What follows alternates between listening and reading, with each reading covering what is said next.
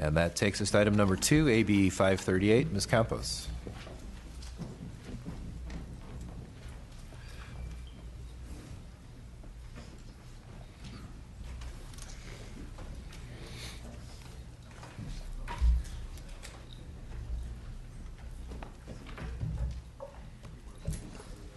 And you do enjoy support?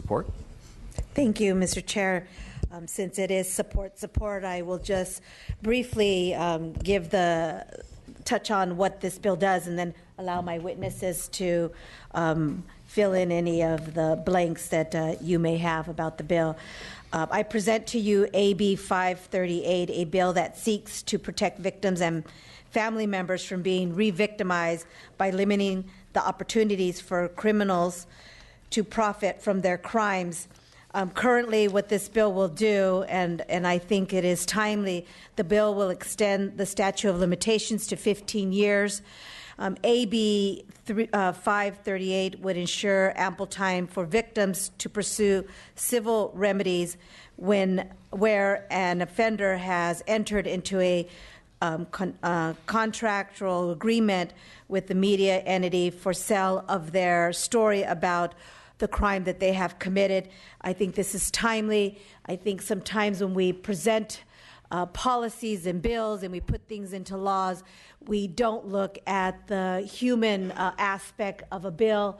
And what we need to think about is that there are a lot of TV movies coming out and have been coming out for years that tell stories of the person from their entity of what happened, the crime that they committed. And the person that is on the other end may not be alive, and their family is having to continue to go through this story day in and day out. And this will allow families to have an opportunity to be able to seek justice for their loved ones. I have two witnesses, and I'm going to ask them to add on. Thank you. We do have a motion. Is there a second? Do you have a second? And the motion is do pass. There are some amendments that are suggested in the analysis that will be taken up at the next step. Thank you. Thank you. Appreciate that. So your first witness, please. Thank you, Mr. Chair and members. Dawn Kapke with McHugh Kapke and Associates on behalf of Crime Victims United of California in strong support of this bill. Would like to thank the committee, the chair, and staff for working with us to address the amendments and make sure that we hit the right mark with this particular bill. And with me, I'd like to defer to Nina Salerno-Ashford. She's an executive board member with Crime Victims United and an attorney with the family that brought forth this concept for the bill. Thank you. Please. Good morning, and I'd like to thank everybody for their support on this. The genesis of this bill was the Avila family who lost their daughter and sister to murder when she was 17 in the Los Angeles National Forest, a rather infamous murder. While the murderer was serving a life sentence, the murderer actually wrote 2 books and now on parole has actually secured a movie deal. And I think what's really important about this bill is this family had no idea that this was taking place until the book and the movie both hit the social media. And again, it re-victimized that family terribly. They came to Crime Victims United, and with the support of Ms. Campos, this bill has come forward. And I want to thank you for your support on behalf of all victims. This is a very, very important bill to us. Thank you. Is there any other witness in support?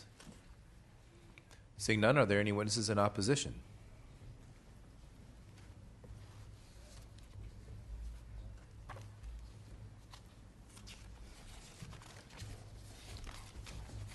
Good morning.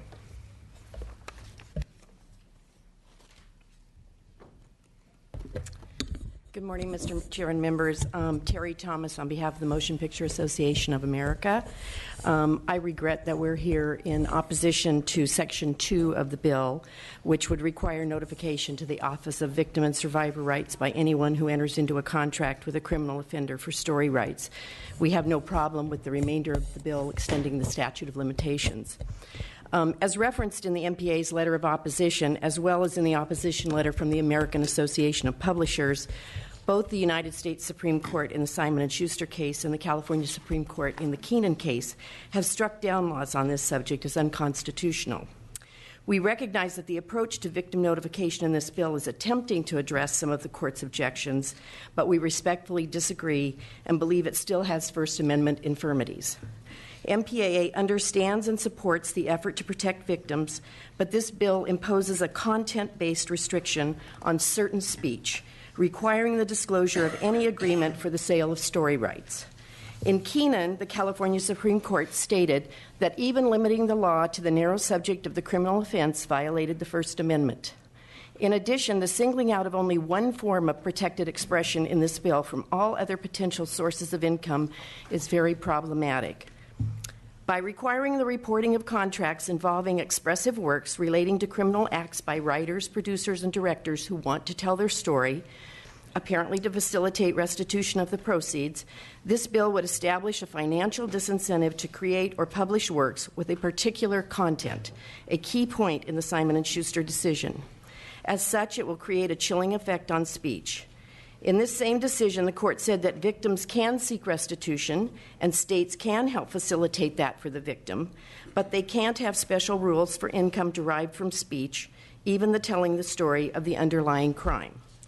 Because this bill singles out certain media contracts for special or unique treatment, we must respectfully oppose it. Thank you. Thank you. Next witness, please. Service for prisoners with children here in opposition to AB 538. Our organization, LSPC, has a membership project, All of Us or None, where formerly incarcerated people come together to talk about the rights accorded in a civil society and how people who have been through the criminal justice system can come together to advocate for equal rights following incarceration. We feel that the discrimination that people face after prison is contrary to the human dignity that we all share. And this bill, extending the statute of limitations for a civil suit following someone's incarceration based on the crime for which they were committed, would undermine that equal human dignity. In the case of someone who's already finished a prison term and already finished a parole term and has already been living in our civil society for years following that and has not been accused of a new crime or returned to prison and has already reproven themselves to be an equal member of society, we would dispute that extending the statute of limitations even further would grant any new benefit to anyone. Rather, the victim of a crime has already had 10 years under the status quo to sue someone who has committed a crime. Further, the idea that someone is being offered an opportunity for re-entry by the California Department of Corrections and rehabilitation is undermined by the idea that someone could be liable for a civil suit for even longer following incarceration. Since the status quo already allows such a long statute of limitations, more than most crimes even have, for a civil suit following a crime, the idea that someone could be liable for that suit for so long after they've already successfully completed parole and supposedly been allowed an opportunity to re-enter into our society undermines the opportunity to regain that equal footing and to be fully recognized as someone unworthy of this form of discrimination. So for these reasons, we oppose the bill. Thank you. Thank you. Next witness, please. Thank you, Mr. Chairman and Member. Mark Powers from the California Broadcasters Association. We also reluctantly oppose this bill. There are well over 1,000 radio and television stations in California providing news and entertainment to your constituents. We totally agree with the MPAA that this bill will chill speech through self-censorship. But beyond the First Amendment issues here, we're concerned about the practical impacts that the required disclosure will have. While merely reporting a contract to a government agency seems like a small demand, it may actually become a substantial burden. AB 538 imposes a reporting duty on any person or entity, which would include news operations and documentaries, that does not currently exist in any form of protected speech. Book and movie deals are not the only possible contracts targeted by this bill. We're concerned about our small stations that may pay for an interview or for story information or for background. They would generally assume that all such contracts are created equal, that news is news, it's protected speech. This bill creates something unique to worry about, something that applies only to a specific context and to specific content. And it's that novelty that really worries us. And moreover, AB 538 fails to specify what remedies, penalties, lawsuits, whatever may be sought if that reporting duty is not complied with. Will this bill result in penalties or lawsuits for failure to report something that occurs so infrequently that a station may be unaware it is actually required? Because this imposes a disclosure duty on a free speech entity, and the consequences of unintentionally violating that duty may end up being severe, we must oppose this bill. Thank you. Thank you. Are there any other witnesses in opposition? Seeing none, I'll bring it back to the committee. Questions, comments? Mr. Gallagher. Well, just in response to some of the testimony from the opposition, I definitely understand wanting to be free from the threat of civil litigation. As a business owner in California, I'd love to be free from the threat of civil litigation, but unfortunately in this state, there's always some way that someone can bring a lawsuit against you. And I can appreciate, the human dignity, but what about the human dignity of the victim and the victim's family, who never asked to be part of this story in the first place?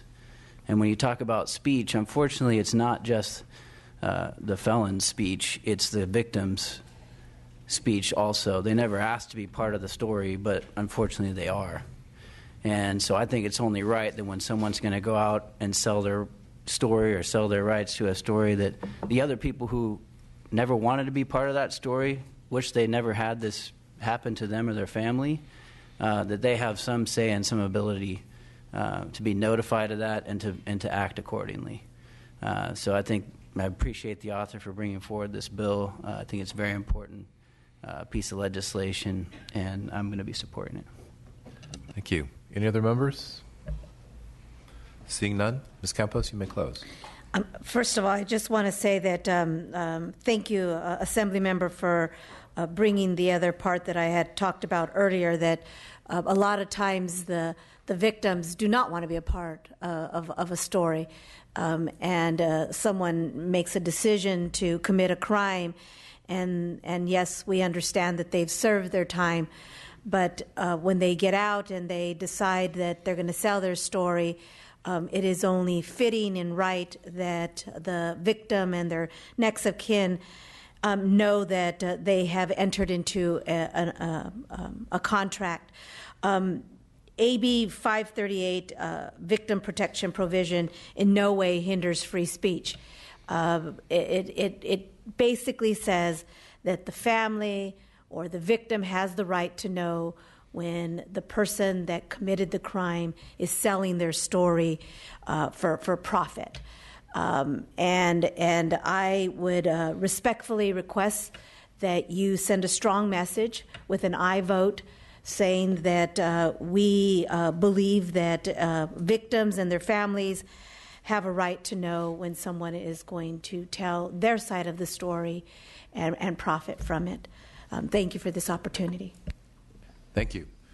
All right. We do have a motion and a second, and as I had said earlier, the motion is due pass. Call the roll, please. Stone? Aye. Stone, aye. Wagner? Wagner, aye. Alejo? Alejo, aye. Chow? Chow, aye. Chu? Chu, aye. Gallagher? Gallagher, aye. Garcia? Garcia, aye. Holden? Holden, aye. Mainshine? Mainshine, aye. O'Donnell? O'Donnell, aye. Your bill is out. Thank you. That brings us to item number 3, AB 551. Mr. Nazarian.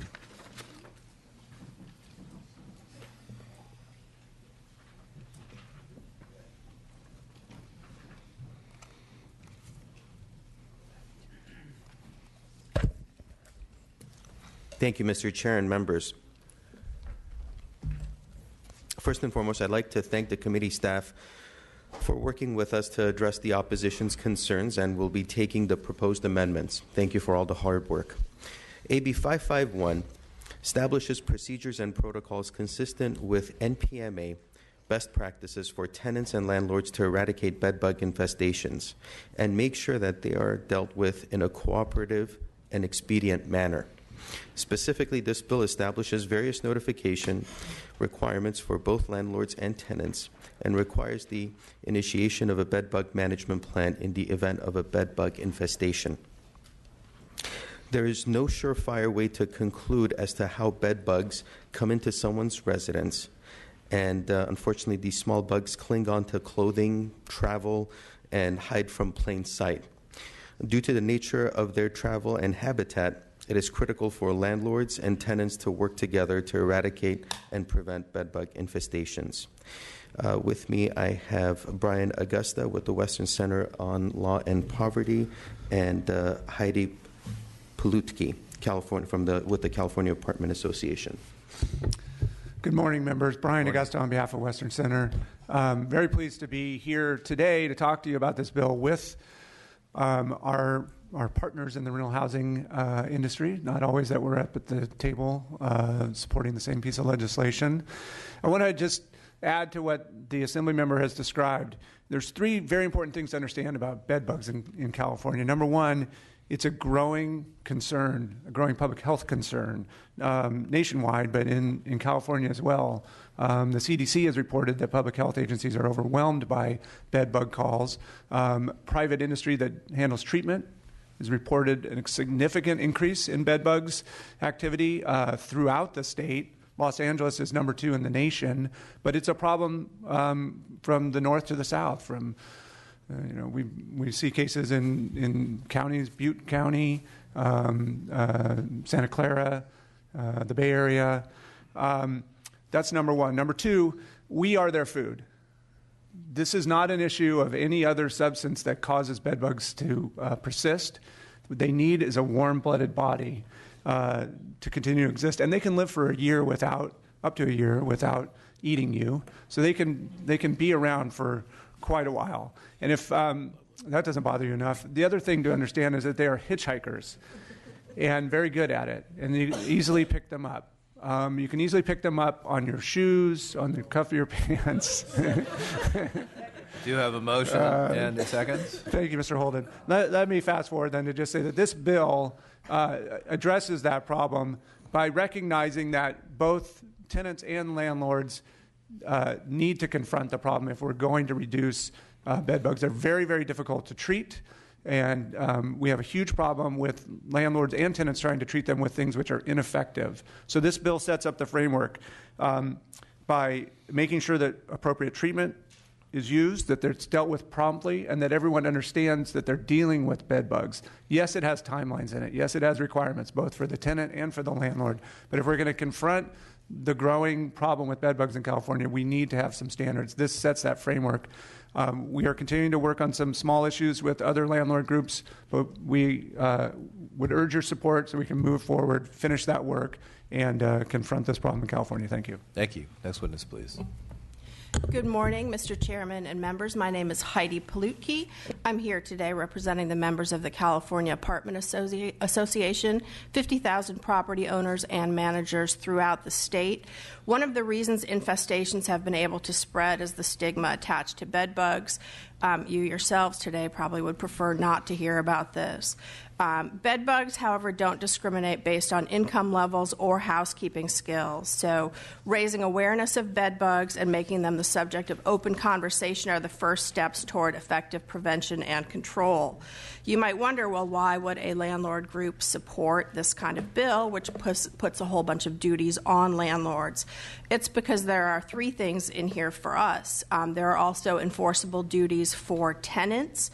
The bill requires the owner to give notice to tenants about how to prevent infestations, and also the importance of prompt reporting. The tenants do have to report, and once they do that and the pest control operator comes in, the tenants are responsible for preparing their unit. That has often been a problem for our members, is getting the tenants to get their unit ready to get, for example, the heat treatment equipment in there, because every nook and cranny of an apartment would need to be heated up to 120 degrees.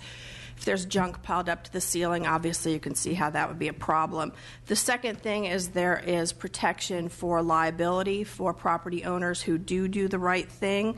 As long as they're following the steps laid out by the bill, they aren't going to be on the hook for a code violation related to bed bugs. The tenants are not going to have available to them the tenant remedies such as rent withholding, which they would otherwise have.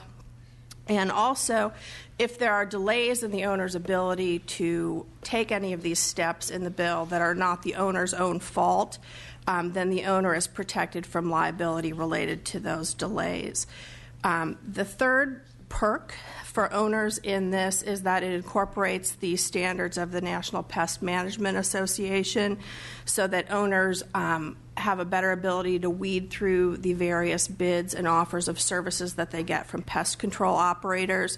There are a lot of things that are out there that are advertised as being good for controlling or killing bed bugs that do not work at all. There are a lot of pest control operators who may mean well, but they really don't know how to deal with bed bugs. So this essentially sets a standard that everyone can comply with and they know what they're buying. The bill strikes a reasonable balance between the needs of landlords and tenants with respect to bedbug control, and if enacted, it will definitely help reduce the bedbug population throughout California. It would also place California at the forefront of the nationwide fight against bedbugs. For these reasons, we ask for your yes vote today. Thank you. Next witness, please. Jennifer Speck on behalf of the California Association of Realtors. We apologize for the late delivery of our letter, but we only recently established policy on AB 551 and would like to express our support for this bill. Thank you. Any other witnesses in support? Seeing none, witnesses in opposition.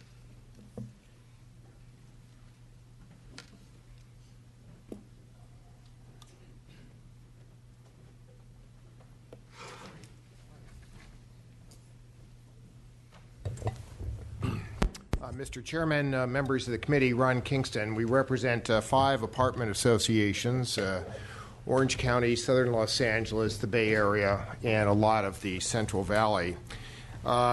We have been working with the author, staff, Mr. Augusta, and your committee staff a great deal. We recognize the importance for the passage of this bill.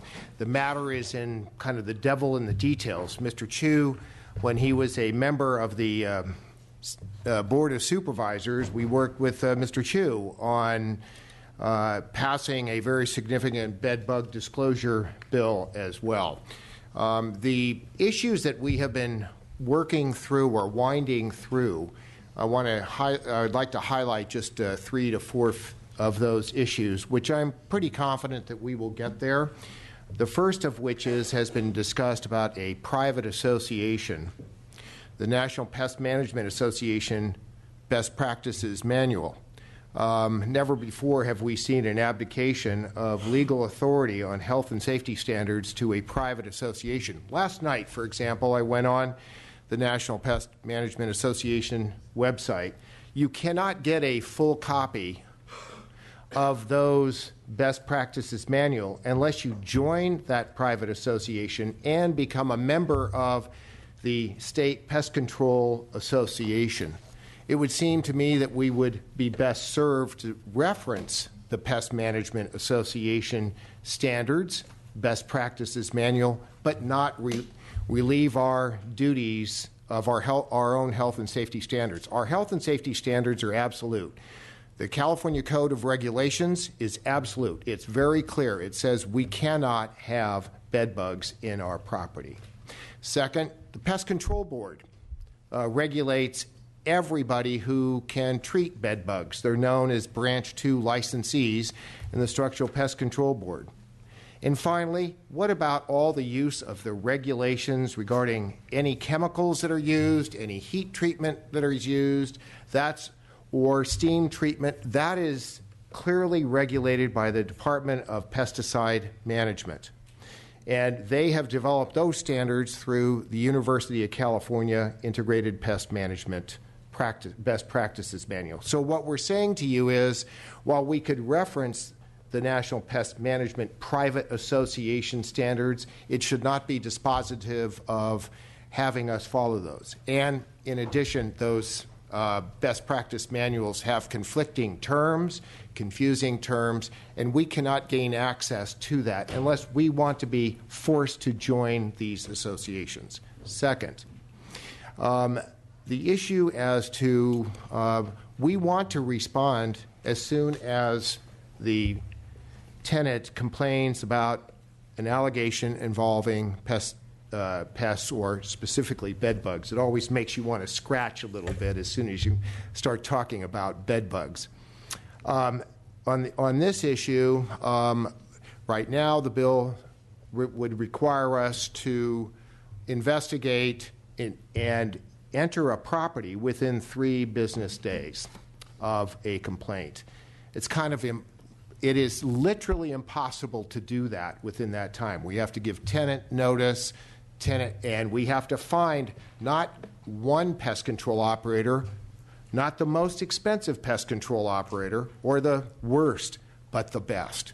And sometimes that will take us more than 3 business days. We're talking about 5 business days, and we think we are there with the author and the sponsors of the bill in that element of a compromise. That's very, very important to do that. But during those 5 days, we're not going to be able to have the inspection done and to do the whole plan to be developed within that short time frame.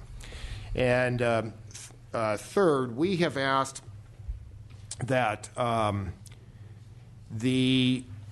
that it might make sense for all these treatments that occur is to have a better knowledge of it. And the way to do that is once a structural pest control operator has completed their work at your property and has been able to inspect all the affected units, treat all the affected units, that perhaps they should file an electronic report, as they do today, when they treat a house for termites with the Structural Pest Control Board for the next 3 years. That way we will know that in the universe of things, how pervasive or small it is, where it is occurring, and our landlords don't mind paying an extra, very nominal fee for the Structural Pest Control Board operator, PCO if you will, to file that electronic report with the State Structural Pest Control Board, so we have just a much better handle on that.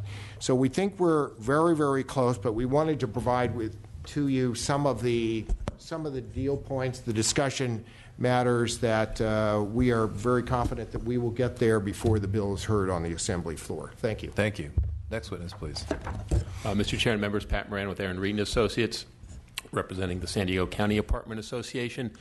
First, we do applaud the author's efforts in this area. Bed-bug infestation can be a big problem for property owners.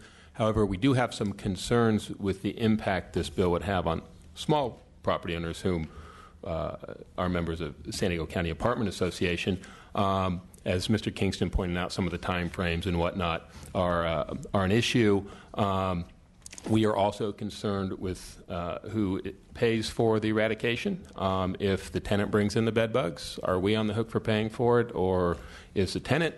And we're also wondering who has to pay for the management plan once the pest control operators come in, eradicate the bed bugs, and then we have to purchase a management plan for the property. Wondering who pays for that.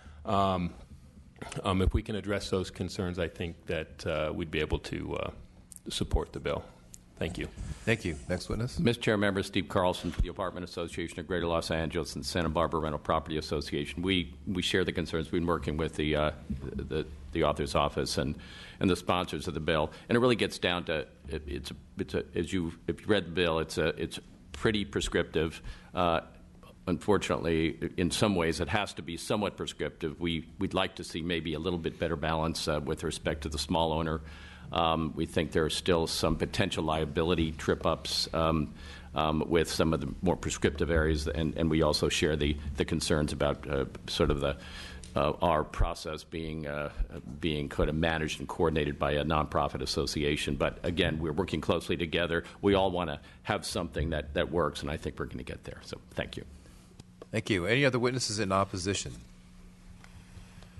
Seeing none, I'll bring it back to the committee. And although these are not the pests we normally talk about in judiciary, this is an area that we do need to address. And I hear that from the opposition as well, and an understanding of a need to be working on policy around here. So I appreciate that you've brought this forward, and I'm hoping the bill will get out of committee today and you can continue to work on those issues.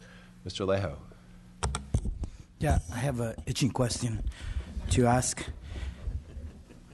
Will this bill have enough bite so that we can tell renters, sleep tight, don't let the bed bugs bite? This is not his first bill. Took the words out of my mouth. But I think Thank we you, deserve Mr. an Chair. answer after hearing all the discussion about bed bugs.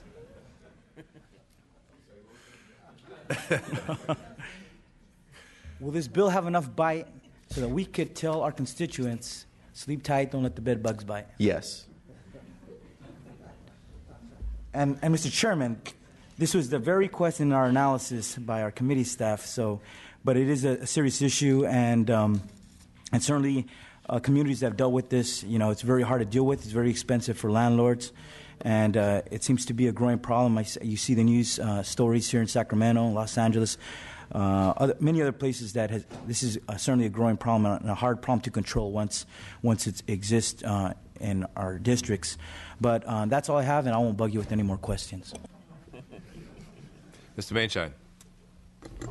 Thank you very much, Mr. Chairman. Mr. Nazarian, I want to thank you for bringing this bill. I do intend to support it today, but my understanding is your office has been working closely with the opponents on a number of these amendments, and just would give you an opportunity to comment that I assume you will continue to work with them as this moves forward through the process. I do think some of the issues raised are significant. I kind of had some of the same issues when I read through it, so we just wanted to kind of confirm that, and then secondly say I do think this is an important enough issue that something needs to be done on this. So I thank you for bringing this forward. Thank you, and I'll leave the details to Brian to get into if we choose to do so. But in fact, some of the concerns that have been raised, I've accepted in my amendments, and I mentioned that at the beginning. So moving forward, I'm happy to continue working with all parties involved. But as evidenced by everything heard, it is extremely important for us to have something in place at this point moving forward. So thank you, and I will continue working with them. Thank you. Ms. Garcia. Thank you for bringing the bill forward, and I will be supporting this, but I do want to urge you to continue to work with the opposition and be cognizant of the smaller apartment units and making sure sometimes we lump all the apartment associations together, and sometimes the intricacies of a larger versus smaller are a little bit different. But I do want to thank you. I have spoken to the opponents, and I know you've been working closely with them, and I'm confident you're all going to get to that sweet spot. So thank you. Any other comments, questions? Mr. Gallagher? Yeah, I too wanted to say thank you for working with opposition, and I think one of the changes was that you did make it to the 5-day notice as opposed to 5 business days as opposed to the 3.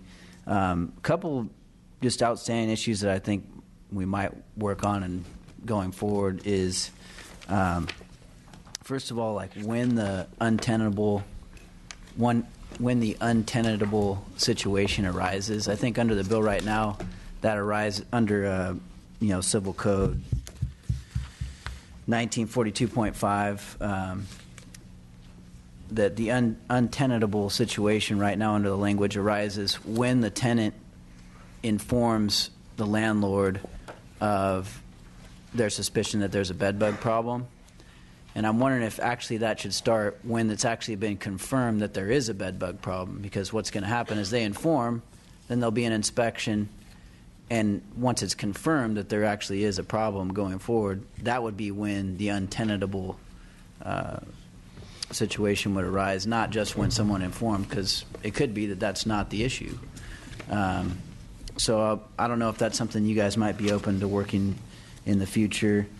And then the other one is on the having it have to abide by this private organization standards. Is there any openness to maybe saying, look, they'll have to consider in good faith those standards, but tying it to have to exactly follow those procedures? I could see how that might become problematic down the road, like if there's something that is put into those standards that, I don't know, is just something that wouldn't work here in California. It may not be specific to the issue that needs to be treated, in a specific situation. And then the last thing would just be the notice requirements. There's so many notice requirements now, and maybe it's with regard to my colleague's suggestion about small units, them maybe not having to post that or give out that notice requirement. So I don't know. Those are just some ideas maybe going forward. Are those any things that you guys are considering at this point? I'll let Brian maybe get into some of the details, but first and foremost, thank you for bringing some of these issues. But last one being, since this is a public health issue, I think we need to be addressing regardless of size. Now, I'm happy to continue working with them and seeing what solutions we can come up with, because I am very sensitive, especially towards the smaller buildings that are owned by, it's the nest egg of a mom and pop run, I don't even want to say business, but more of a nest egg investment. So I am very cognizant of that and want to work towards making sure that even to that level, it's addressed in a way where it doesn't become a overwhelming cost. But the first 3 points, I'll just put all into one and respond by saying this is a very difficult issue to deal with, because it's a challenge also to know when you've completely eradicated this issue. They have long lives for being as small as they are, and sometimes when they infest, you don't even know. It takes 21 days for the eggs to hatch and to grow, and so the treatment is not a one-time treatment. It's an ongoing process. So we needed to come up with something that offered different deadlines so that we can have at least some measure to work within. I hope that gives you a response. And Brian, if you want to chime in. Sure. Briefly, I mean, you were not specifically asked the question, but if you can add a little bit to it. Sure, Mr. Chairman. And Mr. Gallagher, I think the brief answer to the 3 points you've raised is that we are, I think, working carefully with the opponents to address each of them. The biggest one, I just want to say briefly on the standards. I think our colleagues from CAA would agree that the best practices is an important piece of the bill to make sure that we're actually using standards that eradicate bed bugs. In terms of delegation, we worked with Ledge Council to make clear that we're not delegating that authority. It's whatever the standards are as of January 1 of this year.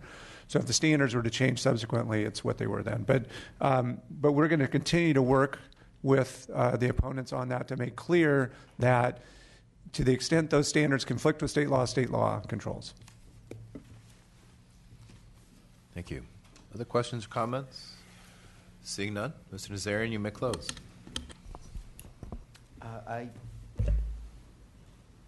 This bill ensures landlords and tenants alike are protected and work together to resolve bed bug issues in an equitable manner. And with that, I ask for your aye vote. I can tell there was a joke just about to happen there, but discretion sometimes is better. So I've learned restraint in this job. A little restraint. Yes. Thank you. The motion is due passed as amended. Call the roll, please. Stone? Aye. Stone, aye. Wagner? Alejo? Alejo, aye. Chow? Chow, aye. Chu? Chu, aye. Gallagher? Garcia? Garcia, aye. Holden? Holden, aye. Mainshine? Mainshine, aye. O'Donnell? That bill is out. Thank you. We do have one bill on call, item number 5, AB 1127. If you would call the absent members. Alejo? Alejo, aye. Holden? Holden, aye. That bill is out as well. That concludes our business on the file for today. If members want to add on, this is your opportunity.